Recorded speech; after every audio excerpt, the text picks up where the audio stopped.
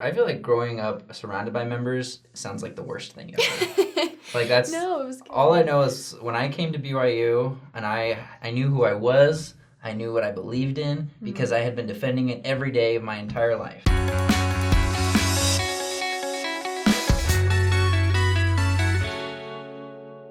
So odds are if you're watching this show, you live in a place that is not predominantly members of the church. Raise of hands if that was true for you. All opposed? Get it?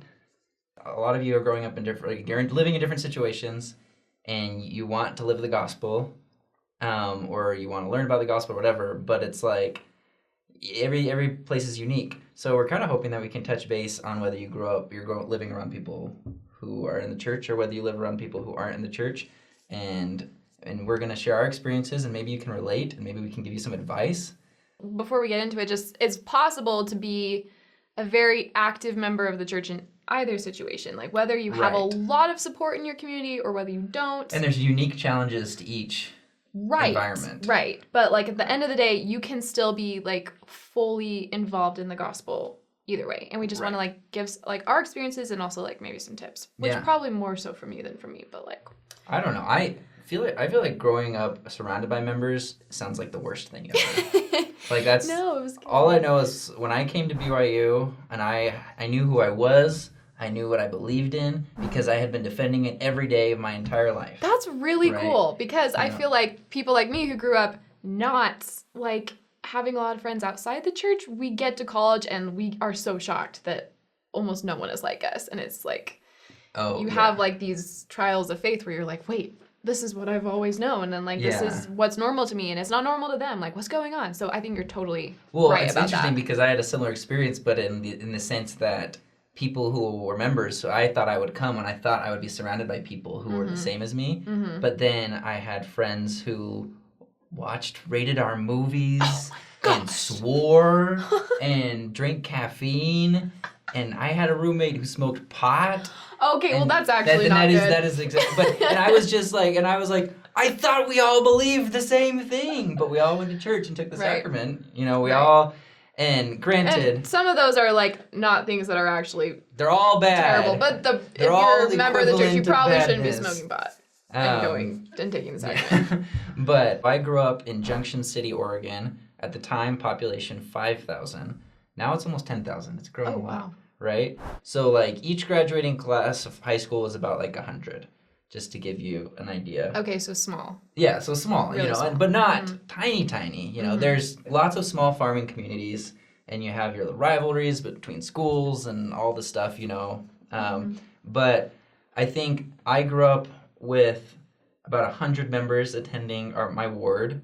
So that's a pretty good... Like total? Total. Okay. Yeah. So that's a pretty good number. So like that means there was at least 3 or 4 kids in my class that were members. Right. So it wasn't like in your class at high school. Yeah. So like out of 100 people, there were 4 of us that were members of the church. Okay. You know, so like and that's pretty good. So like elementary, middle school, high school, like there were at least people who are members of the church. Now here's the interesting thing is just because they were members of the church didn't mean that they like had the same standards. And so in middle school is when visibly everybody starts to do certain things, and I felt like I shouldn't. And it's not even like they were it's hard. Sitting, you know, they're not drinking necessarily. Maybe they were, I don't know. Did you feel like you were super missing out? Yeah, no. Yeah. So 5th and 6th grade was when I started to realize people weren't inviting me to things, you know, because they'd ask, hey, do you want to go to this party? And I'd be like, no, you know, and then they stopped inviting me, and it was okay, but then then people stopped talking to you. Yeah. And then 7th grade, I would eat lunch by myself every day in the library, you know, because I just didn't have any friends. Right. And I could have... That's so hard. I'm sorry. No, it's okay. But like, and I tried. I would have been friends with you. Thank you. And I tried to hang out with them, but it just was so uncomfortable because they would just be like making like inappropriate jokes and like swearing a lot and stuff. And it was just like, I can't. Like, this is not what I want to do. And I'm not going to tell them, hey, you can't. You know. Right. I'm not going to step on their toes. But what was really cool, and this is the cool part, 8th grade, and I think I've talked about this, there was this social studies teacher who was like, hey, if you want extra credit, come in during lunch and you can do some projects. And I'm like, I'm all about extra credit. So I went in. Other kids who were about extra credit were there. And we started this little club where every like lunchtime we extra went credit in. Yeah, the club? extra credit. Oh my gosh! And we just like, and our teacher would just, and he was the best. What were you into? I was into extra credit. So the group of friends I made there became friends for life, and only one of them was a member of the church. Okay. The other 7 were just people who had similar standards. They just wanted to succeed. They thought education was important. They weren't about messing around. They like, that's how you know somebody means business about life. Right. And so then they supported my beliefs, you know, and so whenever somebody was like, hey, we're going to go drink, they'd be like, oh, well, Justin doesn't. Or we're going to do this. And like, oh, well, Justin doesn't. They defended me more than I had to defend myself because and I defended them too because they had, you know, because I had a friend who was Seventh-day Adventist and a friend who was, you know, one was Christian, one was Catholic, and we were all just different religions. So that's kind of my experience. So if you're growing up outside of Utah where there aren't a lot of members, the trick, I think, is to find people who have similar goals. Yeah. Not necessarily beliefs, religious beliefs, but just like... similar values. Yeah. They're on the same like life-ish path as you. Right. It's like your tribe. Sure. Yeah. Yeah, totally. What was it like growing up with lots of members? Okay, I'm about to out myself so hard. Okay, I was homeschooled. Have I told you that? I have never Rachel, we can't have her on the show. I've never, ever been to a public school. Wait, not even in high school? No. Wait. Never. Wait, Never, what? ever. I was We have to do an homeschooled. episode on this. How are you like so socially normal? Yeah, right? All I've ever wanted. Yes. No, so I'm from Holbrook, Arizona. Also 5,000 people. Sure, really, yeah, really, gotcha. really small town. And really no big cities around it either, just really in the middle of the desert. I've told people on the channel before, it's like the town that inspired Radiator Springs from the Disney movie Cars. Fly away, Stanley. Be free. So Like, cool. it is That's really out in the middle of cool. nowhere. Yeah. So, I don't know, my mom is just kind of a feisty person. She's just like, you know what, I'm going to take a whack at this. She's like, I think I could do a good job in. Jonathan, you have to make sure he's up. Mom, I'm making breakfast. I told you this 1,000 times. Will, come on, honey. It's time to get up. So I grew up just doing schoolwork at home, but my parents were really conscious about having me and my siblings go do social things. So Right, I was always like in clubs, and I was in an extra credit club. Well, that sounds really fun, but I mean, just wasn't not. But like I did, I guess this is also kind of lame, but I just really did choir for a long Also time. kind of lame. Are you I did saying that the extra credit soccer. club is lame? No, I'm saying the choir is a little bit lame. Oh, true. I'm saying like homeschooled plus choir. Like I sound so cool. Oh, gotcha. No, extra credit club sounds choir's dope. awesome. Choir's so cool. Yeah, no, it was really fun. And so just the people that were in choir, and then I also saw a lot of my friends in seminary. Right. Like, that's why I pretty much only hung out with members of the church, because they were just the people that kind of naturally shared my same interests. The thing is that, like, I was so blessed. Like, my peer group was outstanding. They were just really good people, and they always were really good at including people of other faiths. Yeah. But our core group was kind of just members of the church because we just kind of got each other. We just understood Right. what it was like. So I feel like it was so uplifting and so wonderful.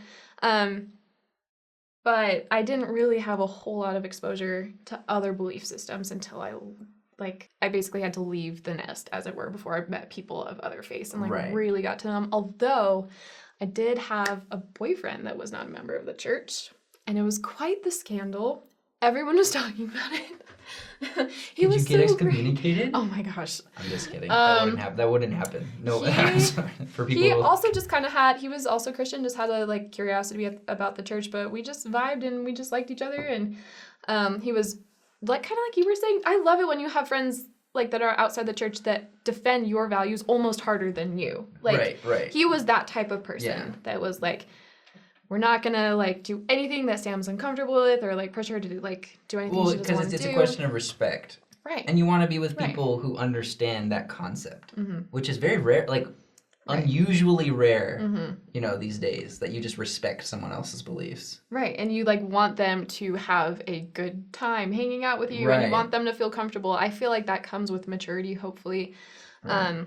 So I would say, though, that I feel like I kind of missed out on the opportunity to cultivate more awareness and empathy for people different from me, though. What were the cons as far as having only friends as members, as far as living the gospel goes? Does that make sense?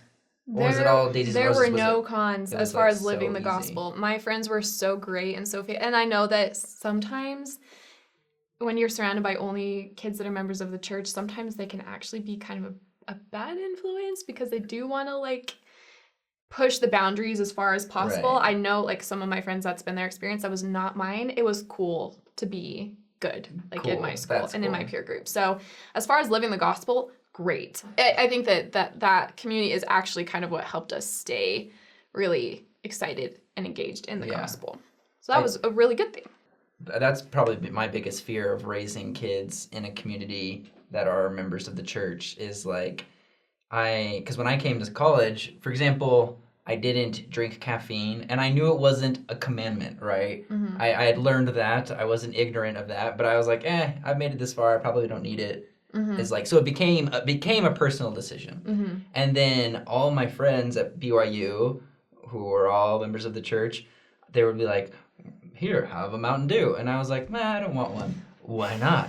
Oh, I don't drink caffeine. It's not a commandment. I'm like, right. I know. I'm choosing not to. Come on, just one little sip. And then they like push it and they never let it go. And I was like, guys, why are you being weird about this? No one in my entire life who weren't members were weird about this. And they just constantly are like, you haven't kissed a girl yet? Well, let's go find a girl. Let's go make out with girls and stuff. And I'm like, oh my gosh. God. Like, so that was my experience being surrounded by members for the first time. So I was like, that want you to like push the limits as much as possible. Or like, it's not a sin, it's not bad. I'm like, well, just because it's not a sin doesn't mean that's how I want to live my life. It goes back to respect. Like, just respect what you want to do. And so I think that was like a shock to me where I was like, I thought, because I guess being a member of the church, I didn't think it would be so much, we all have the same beliefs, but it was that we respect how we live the gospel. For example, like how you do your Sabbath day is up to you, but you respect each other, you know, and like how you do fasting and all this. Like there's so many things in the church that are up to you at the end of the day. Yeah. But there should just be respect. We're so quick to judge. We're so quick to try to like convince someone that they're doing something wrong. They should be doing it more like us. And that's just like, why?